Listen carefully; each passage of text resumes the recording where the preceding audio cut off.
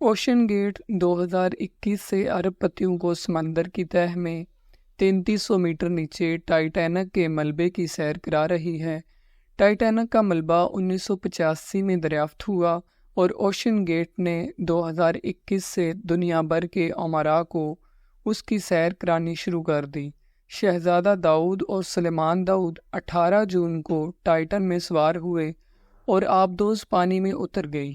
1 گھنٹہ 45 منٹ بعد آبدوز کا کنٹرول روم سے رابطہ ٹوٹ گیا۔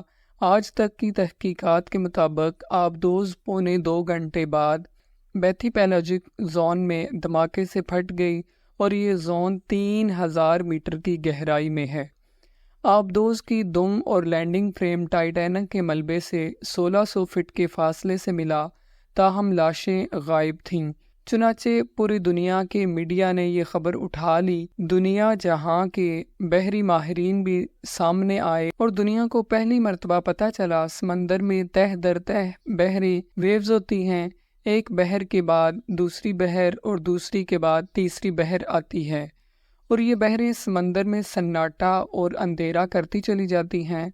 سمندر میں 2 گھنٹے گہرائی میں سفر کے بعد پانی میں اندھیرے کے ایسے گہرے بادل چھا جاتے ہیں جنہیں لفظوں میں بیان نہیں کیا جا سکتا، کیونکہ یہ اندھیرا دنیا کے کسی بھی مقام پر انسان کے تجربے میں نہیں آتا۔ بحری ماہرین اس اندھیرے کو پچ ڈارکنیس کہتے ہیں۔ یہ اندھیرا اتنا گہرا ہوتا ہے کہ انسان دوسرے ہاتھ کو ٹٹول نہیں سکتا۔ ہمیں یہ جاننے کے لیے سورہ نور کی آیت 40 پڑھنا پڑے گی۔ اللہ تعالیٰ نے اس آیت میں مڈ نائٹ زون اور پچ ڈارکنیس کے بارے میں بتایا ہے۔ او کظلمات فی بحر اللجج یغشاہ موج من فوقہ سحاب ظلمات بعضها فوق بعض اذا اخرج یدہ لم یکد یراہا ومن لم یجعل اللہ لہ نورا فما لہ من نور۔ یا جیسے ایک گہرے سمندر میں اندھیرا ہو، موجوں کے اوپر موجیں اٹھ رہی ہوں، اوپر سے گہرے سیاہ بادل چھائے ہوئے ہوں، اوپر تلے بہت سے اندھیرے ہوں، اور اگر کوئی اپنا ہاتھ نکالے تو وہ اس کو بھی نہ دیکھ پائے۔ آپ یہ آیت دوبارہ پڑھیں اور اس کے بعد ٹائٹن آبدوز کے سانحے پر ماہرین کی رائے بھی دوبارہ سنیں اور پھر اپنے آپ سے سوال کریں، آج سے 1400 سال پہلے جب انسان سمندر میں 3 میٹر سے زیادہ گہرائی میں نہیں گیا تھا، اس وقت قرآن مجید میں کس نے ڈکلیئر کیا سمندر میں موجوں کے اوپر موجیں ہوتی ہیں اور یہ گہرے بادلوں کی طرح ہر چیز کو ڈانپ لیتی ہیں اور یہ ایک ایسا اندھیرا تخلیق کر دیتی ہیں جس میں ایک ہاتھ دوسرے کو شناخت نہیں کر سکتا۔ یہ حقیقت 1400 سال پہلے کس طرح معلوم ہو گئی؟ دنیا 1985 میں ٹائٹینک کا ملبہ تلاش کر پائی، جبکہ اللہ تعالیٰ نے 628 ہجری میں بتا دیا کہ ہم سمندر میں موج کے اوپر موج چلاتے ہیں۔ یہ موجیں گہرے بادل جیسی ہوتی ہیں اور یہ ایک ایسی پچ ڈارکنیس تخلیق کرتی ہیں جس میں بینائی جواب دے جاتی ہے، اور ٹائٹن اس پچ ڈارکنیس میں گم ہوئی یا تباہ ہو گئی۔